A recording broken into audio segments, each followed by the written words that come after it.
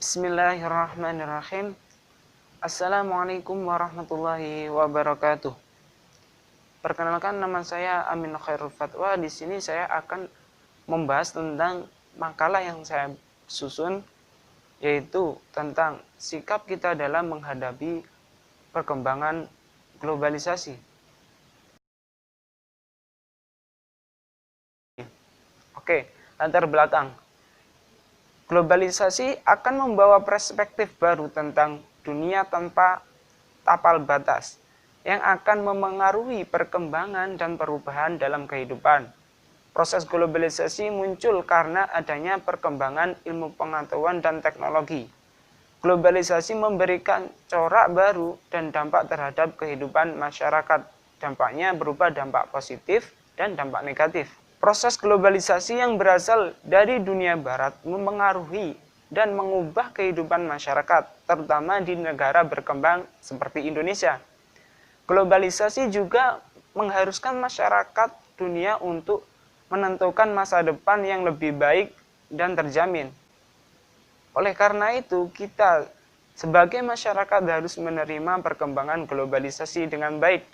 Lalu, bagaimana sikap kita untuk menghadapi perkembangan globalisasi tersebut? Oke, di sini saya akan merumuskan dalam perumusan masalah. Yang pertama yaitu apa pengertian globalisasi dalam ilmu sosiologi.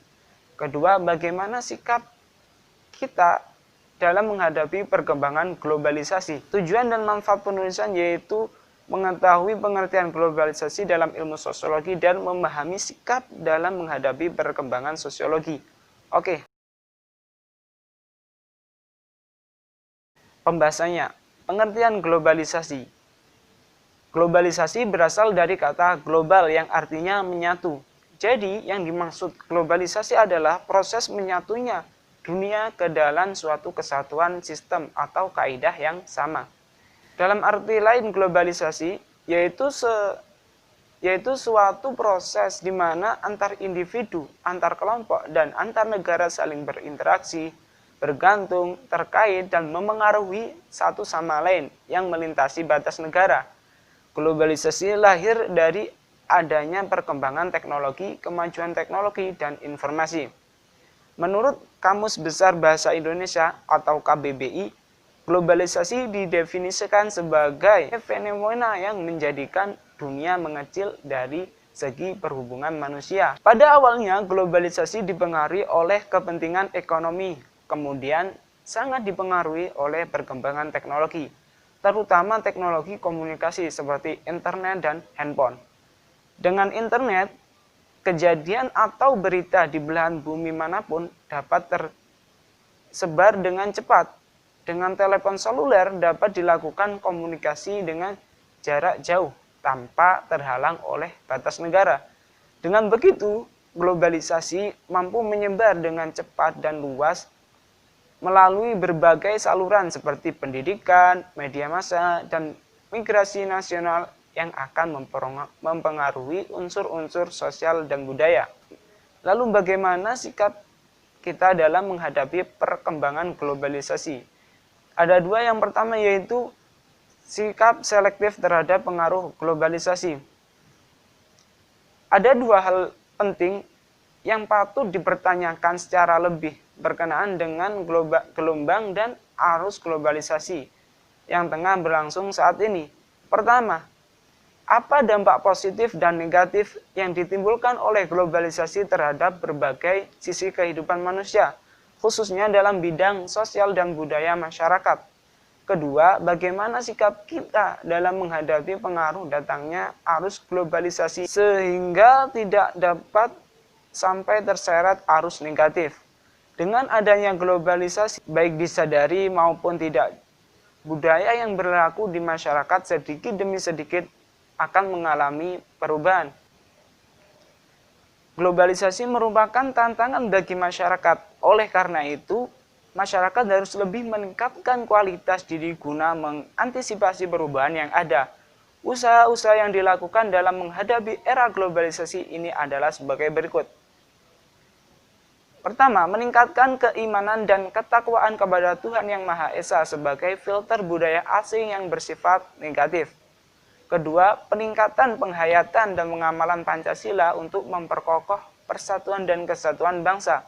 Ketiga, menghayati dan menginvestasikan pembelajaran budaya tradisional yang bernilai luhur agar tidak musnah diganti oleh kebudayaan asing. Keempat, meningkatkan pengetahuan dan keterampilan agar dapat memilih mana yang baik dan benar bagi masyarakat. Karena itu tidak semua budaya asing baik-baik dan cocok untuk diterapkan pada masyarakat Indonesia. Kelima, yaitu meningkatkan pendidikan. Meningkatkan pendidikan adalah upaya meningkatkan kualitas diri agar dapat bersaing dalam bangsa lain, baik dalam mencari lapangan pekerjaan di dalam negeri maupun di luar negeri. Keenam, yaitu meningkatkan kualitas produk di dalam negeri agar dapat bersaing merebut pasar lokal, nasional, dan internasional.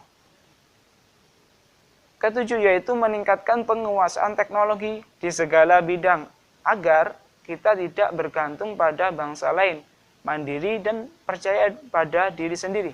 Kedelapan, yaitu menumbuhkan kinerja yang berwawasan luas dan beretos kerja tinggi. Yang kesembilan, yaitu menumbuhkan dinamika yang terbuka dan tangkap terhadap unsur-unsur pembaharuan. Perubahan mental ke arah sikap yang modern seperti ulet, rajin, disiplin, beretos kerja tinggi, cerdas, terampil kreatif, dan berjiwa wira swasta sangat diperlukan untuk menghadapi era globalisasi. Tanpa perubahan mental tersebut, abad globalisasi hanya akan menjadi abad penjajahan versi baru. Kita akan lebih dimanfaatkan daripada memanfaatkan orang lain. Globalisasi bagi bangsa Indonesia dapat menjadi peluang dan tantangan. Peluang yang dapat diperoleh adalah pasaran hasil produksi yang semakin luas, perkembangan ilmu pengetahuan yang semakin cepat, lapangan kerja yang semakin luas, dan peluang bisnis. Hal yang dianggap sebagai tantangan jika kita tidak meningkatkan kualitas diri serta kualitas produksi, maka globalisasi akan lebih dimanfaatkan oleh bangsa lain. Menurut Mbah Selo Sulimarjan, untuk menghadapi tantangan global, bangsa Indonesia membutuhkan unsur-unsur kepribadian sebagai berikut. Pertama, setiap individu harus mempunyai pengetahuan yang luas. Kedua, harus mempunyai keahlian. Yang ketiga, mempunyai cita-cita hidup. Yang keempat, yaitu memiliki rasa harga diri dan kepercayaan diri untuk ikut serta dalam tatanan masyarakat. Kelima, yaitu memiliki kesadaran akan hak dan kewajiban sebagai warga negara. Keenam, yaitu berperilaku sesuai nilai-nilai sosial dan kaidah hukum. Yang ketujuh, yaitu mempunyai kemampuan dan kebiasaan berpikir secara rasional. Sikap yang kedua yaitu menentukan posisi terhadap implikasi globalisasi. Pada saat ini, kita sedang berada di tengah era globalisasi yang berpengaruh terhadap perubahan budaya.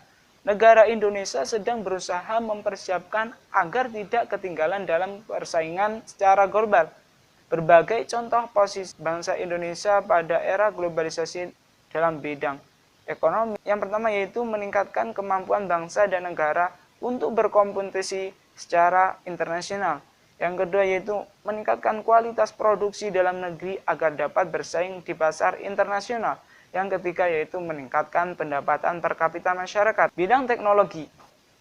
Yang pertama yaitu mampu mengembangkan teknologi dan informasi yang bertaraf internasional. Dua yaitu memanfaatkan teknologi untuk mempublikasikan potensi yang dimiliki oleh negara Indonesia. Yang ketiga yaitu membuka akses informasi dari dunia internasional sebagai studi banding dan sebagai sarana kerjasama dengan negara lain. Bidang politik. Pertama yaitu menegakkan nilai demokrasi. Kedua memperluas dan meningkatkan hubungan dan kerjasama antar internasional. Yang ketiga yaitu berpartisipasi aktif dalam percaturan politik untuk menuju perdamaian dunia. Bidang hukum. Mematuhi peraturan hukum dan perjanjian internasional. Turut meratifikasi perjanjian hukum internasional dalam berbagai masalah seperti masalah HAM, narkoba, dan lain sebagainya. Menghormati peradilan internasional dan bekerja sama dengan internasional. Bidang sosial dan budaya. Yang pertama, turut serta berpartisipasi dalam kegiatan sosial internasional, misalnya lewat organisasi PBB dan Palang Merah Internasional. Yang kedua, menjunjung tinggi pelaksanaan HAM. Yang ketiga, yaitu mengadakan pertukaran pelajar antar negara dan lingkungan hidup. Yang pertama yaitu menentang pemakaiannya senjata nuklir. Yang kedua yaitu turut serta melestarikan lingkungan hidup serta ekologi darat, laut, dan udara secara nasional dan internasional. Yang ketiga yaitu menggalang kerjasama antar negara dalam menanggulangi pencemaran lingkungan.